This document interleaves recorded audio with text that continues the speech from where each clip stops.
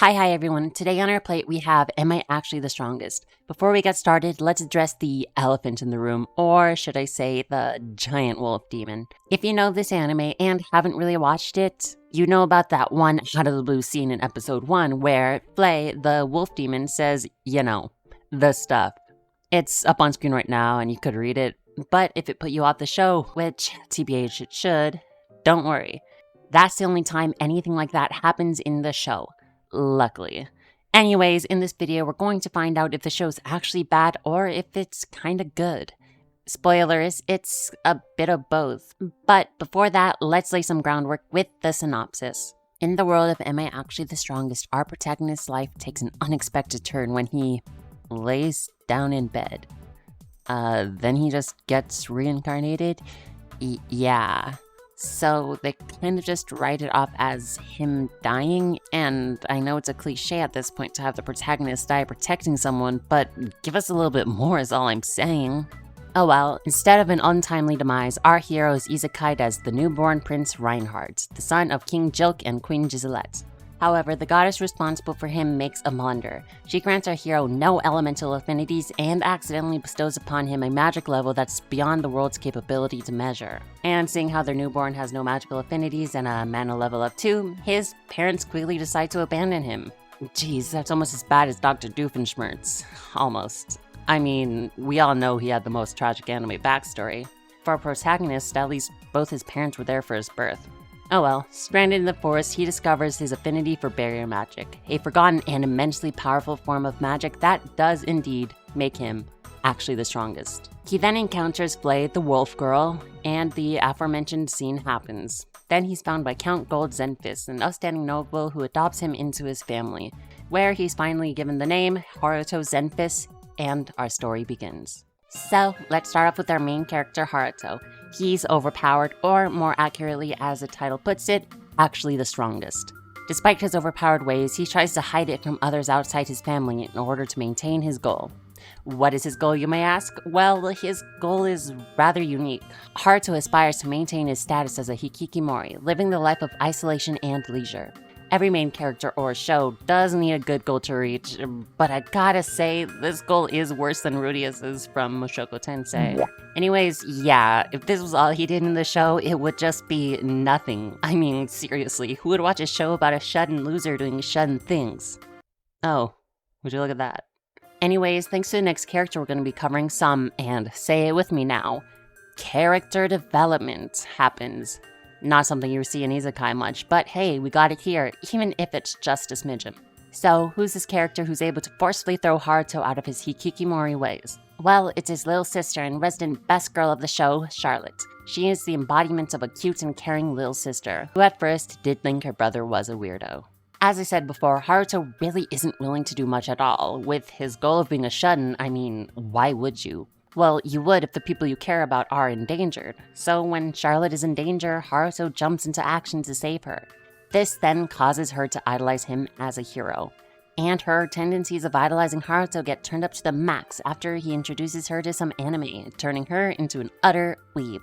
These love to Nobio and other delusions of hers have caused her to push Haruto even further, so he becomes a total cringe superhero. Geez, Zero has seen better days, huh? This progression in the relationship and Charlotte's enduring determination to transform her brother has a profound impact on Haruto's character development, a crucial element we'll dive into later. For now, let's discuss their relationship. First, Haruto will do anything to keep Charlotte safe and happy, even if it means going out of his hikikomori ways, or cosplaying as the cringiest dark OC there is. Despite this, he still tries his best to fail at life so he can be left to his own whims as a shun. But this proves to be difficult, as he's really bad at being bad. When he tries to fail and be weak, he just shows off his strengths. This fact doesn't get any better when we learn that Charlotte is pulling the strings from behind the scenes. Heck, he even goes as far as to make the Knights of the Round Table, featuring his 2 attendants, the aforementioned Flay and Lisa, a dragon girl as shut in as Haruto is. Together with some citizens of Pandemonium, a small town of monsters Haruto made, they go behind his back and make him look stronger. Well, look stronger and get him into more battles, so Charlotte can fulfill her Genobio whims, which she does by monitoring him and being the guy in the chair, helping him during battles. all of this comes together to form quite a nice sibling relationship for the two, where her cuteness and smarts help propel Haruto to the greatness he's destined for. This can be seen both as a good and bad thing. I mean, everyone loves the cute little sister character, but if the only thing driving the plot forward, let alone anything at all, is the cuteness and pushiness of her, is there really much to go off on? I mean, I do love it, but there should really be more. With all of that covered, it's time to ask again, is this show any good? Well, like any show, Am I Actually the Strongest has its fair share of elements that might not be everyone's cup of tea. Let's start with the yada yada. Now, they do a ton of things in the show that they sorta yada yada over. Throughout the show, Haruto accomplishes remarkable feats using his barrier magic that often leave us scratching our heads. Like, he manages to connect his barrier to the internet from his world, allowing him to watch anime. He creates a device allowing him to monitor stuff from afar with his barriers. He creates portals with his barriers, and he creates a flippin' sentient clone with its own will and thoughts. Like, what? That's going a bit too overboard with his strength. I mean, if they gave us any explanation for his abilities, I wouldn't be so mad. Make something up to make sense. They did try this with the whole portal thing, which is just a door that connects two places together. They said all he does is connects two barriers together, and I might not be the brightest spoon in the shed, but that makes barely any sense at all. At that point, don't try to explain it at all. It just happens a lot in the show, which so far doesn't set it up for being too good. However, I do need to point out positives for the show, that being the narrative it does give. Let me explain. Our protagonist takes on the persona of a typical background character, seemingly weak and unnoticeable. He strives to remain unnoticed, evading anything that might thrust him into the limelight. Or so it may seem. Because beneath that facade, he's a secret, dark-cloaked vigilante who operates from the shadows, fighting wrongdoers. He's aided by a group of individuals who he's once saved, but honestly do much more for him than they should. Now, if you're thinking you got those clips mixed up on screen, think again. It might seem eerily similar to Eminence in the Shadow, and that's because it is. It's like, Am I Actually the Strongest and the Eminence in the Shadow are two peas in a pod. The main difference is their approach. While Eminence thrives on outrageous and over-the-top antics, Am I Actually the Strongest takes a more tranquil path. One of its strongest qualities lies in the deliberate pacing. In a realm of hardcore anime where chaos and grandeur reign supreme, this series offers a refreshing contrast. It provides viewers with a relaxed and easygoing narrative. It becomes a slice-of-life anime after the first episode, and these types of shows don't show up often, especially in the isekai genre. This point could be seen as both a positive and a negative, because some people do enjoy slow-paced slice-of-life shows, while others like power trip fantasies. And with a title like Am I Actually the Strongest, you'd expect it to be a power trip fantasy. But with this show, that's not really what you get. It's kind of like when you bite into a shepherd's pie. You'd expect a flavorful dish with all that meat and spices stuffed inside, but why is it so bland? That's honestly what it's like if you're expecting some high-octane action from this anime and title alone. Despite it implying otherwise, it's not trying to be as beautiful or innovative as Mushoku Tensei, or as absurdly hilarious as Eminence in the Shadow. That's not what the show aims to be. It's a slice-of-life isekai, and like all slice-of-life anime, it's meant to be chill.